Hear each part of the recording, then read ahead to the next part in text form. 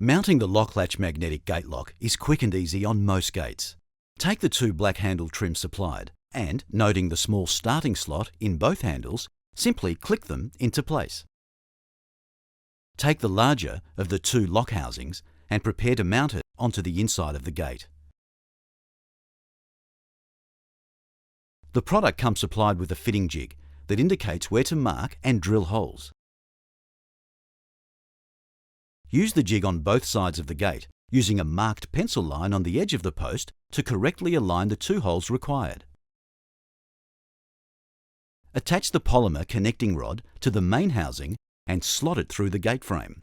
Then, take two of the self-drilling screws supplied and mount the housing onto the gate frame. Then open the gate slightly and secure the side fixing legs with two more screws. Insert the two dress caps supplied so that your screw holes are now covered. Move to the outside of the gate and insert the fitting jig over the connecting rod. Use a hacksaw to trim the rod to the outside of the jig. Now, take the remaining lock housing and slot it over the rod so that it is centered and sits neatly into place. Take two more self-drilling screws and mount the housing onto the gate frame. Insert the two remaining dress caps to cover the screw holes. Open the gate slightly and secure the side fixing legs with two more screws.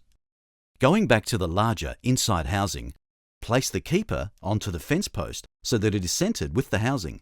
Take four more screws and secure the keeper to the post while locating the screws in the middle of the adjustment slots.